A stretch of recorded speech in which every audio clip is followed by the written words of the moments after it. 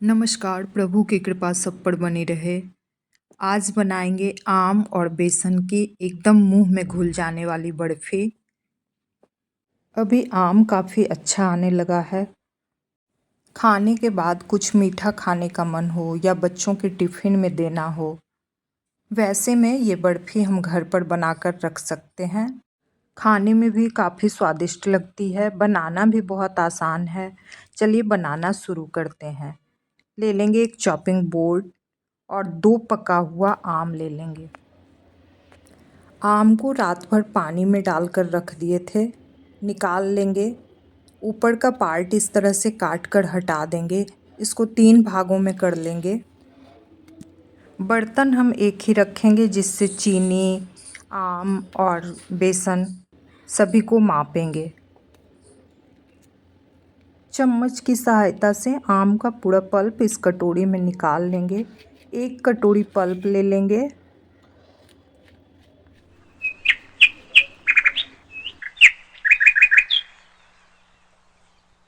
इसी मिठाई को अगर आप बाहर लेने जाओ तो काफ़ी महंगा भी मिलता है और इतना साफ़ सुथरे तरीके से बनाया भी नहीं होता है। 1 कटोरी पल्प नाप कर डाल देंगे मिक्सी के जार में, चला लेंगे। आम को पीस लेने के बाद एक बार चेक कर लेंगे कहीं गुठली तो नहीं है, रख देंगे साइड में। अब आगे चलेंगे गैस की ओर। एकदम मीडियम फ्लेम पे चढ़ा देंगे कढ़ाई। उसमें डाल देंगे हम 1.5 कटोरी भर के बेसन। जिस कटोरी से आम नाप कर लिए थे उसी से हम बेसन डाल रहे हैं। 1-2 बार इसे इस तरह से सूखा चला लेने के बाद 2 मिनट के बाद हम डाल देंगे आधी कटोरी इसमें सूजी। फ्लेम एकदम लो रखेंगे, लगातार चलाते रहेंगे। अभी घी नहीं डालेंगे, घी डालने के बाद भूनने में काफ़ी कठिनाई होती है। ऐसे भून लेने में आसान लगता है। इस तरह से हम चलाते रहेंगे, सुनहरा होने तक भूनेंगे। कम से कम 10 मिनट लग जाएगा। जिस कटोरी से हम बेसन लिए थे उसी से हम पौना कटोरी चीनी ले लिए हैं और आधा कटोरी पानी डाल दिए। 5-10 धागा केसर का, थोड़ी सी इलायची। अब चढ़ा देंगे इस चीनी वाले पानी को गैस पर। बेसन को भी भूनते हुए 10 मिनट हो चुका है। इसे एक अच्छी खुशबू आने लगती है और कलर भी इसका बदल जाता है। अब हम उसी बेसन वाली कटोरी से लिए हैं आधा कटोरी घी, लेकिन पूरा नहीं डालेंगे। 4 से 5 चम्मच अब डाल लेंगे। उसके बाद फिर से सबको मिलाते हुए अच्छे से भूनेंगे। घी डालने के बाद थोड़ी सी गुठलियाँ बनेंगी, उसको तोड़ते हुए भून लेंगे। फिर बचा हुआ थोड़ा सा 4 चम्मच और घी डालेंगे। फिर वापस मिलाते हुए भून लेंगे। इस मिठाई में बेसन का भूनना ही थोड़ा सा इम्पोर्टेंट है। अगर अच्छे से आप बेसन भूनेंगे तो मिठाई काफ़ी स्वादिष्ट बन जाएगी।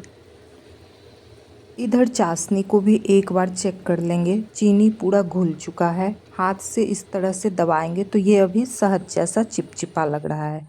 2-4 मिनट इसे हम और पकाएंगे। तब तक बेसन भी एकदम लाल हो गया है।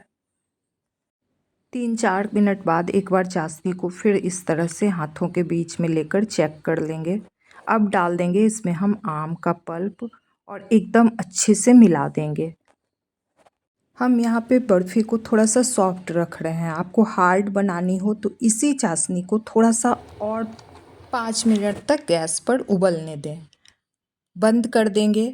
धीरे धीरे ये चाशनी और आम वाला रस हम इस बेसन में डालते रहेंगे और एक हाथ से चलाते रहेंगे। फ्लेम एकदम लो रखेंगे। सारी गुठलियों को इस तरह से मिलाते हुए चलाते रहेंगे। 3 से 4 मिनट में ये एकदम सूख जाएगा।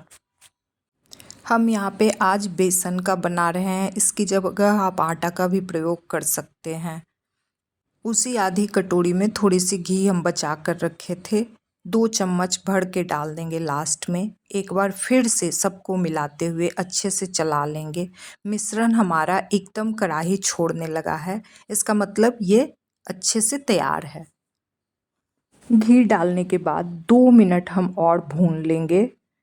गैस कर देंगे बंद। अब ले लेंगे एक केक टिन, उसमें अच्छे से घी को ग्रेस कर लेंगे ब्रश की मदद से या हाथ से लगा लेंगे। इसकी चाहें तो गोल गोल लड्डू भी बना सकते हैं, बहुत ही आराम से बन जाएगा। या किसी थाली प्लेट में जमा सकते हैं। थोड़ा सा हम बादाम पिस्ता और नारियल छिड़क दिए थे, टुकड़ा उसका डाल देंगे इस मिश्रण को। मोटा पतला आप अपने हिसाब से या साइज रख सकते हैं। हम यहाँ पे लगभग 1.5 से 2 सेंटीमीटर की मोटाई में इसको इस तरह से डालकर कटोरी में थोड़ा सा लगा लेंगे घी और एकदम एक बराबर कर देंगे। बचे हुए को प्लेट में थोड़ा घी लगाकर डाल देंगे और उसको भी इसी तरह से एक बराबर फैला लेंगे।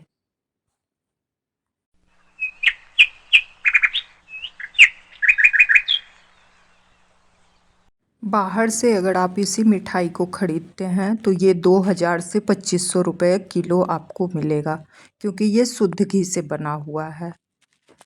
आधे घंटे हम छोड़ दिए थे सेट हो जाने के लिए। आधे घंटे के बाद इस तरह से चाकू से अपने मस्त पसंद पीस के हिसाब से काट लेंगे।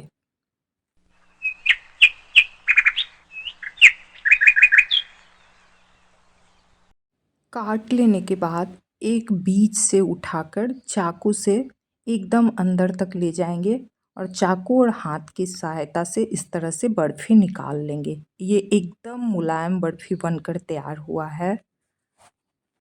एक एक करके सभी को हम इस तरह से निकाल लेंगे।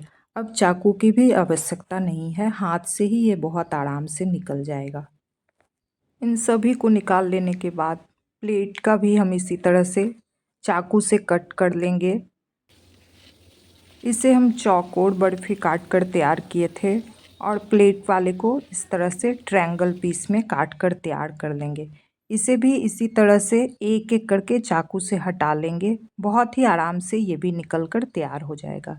एकदम मुंह में घुलने वाली बर्फ़ी बनकर तैयार है। आप भी इसे ज़रूर बनाइए और खाइए।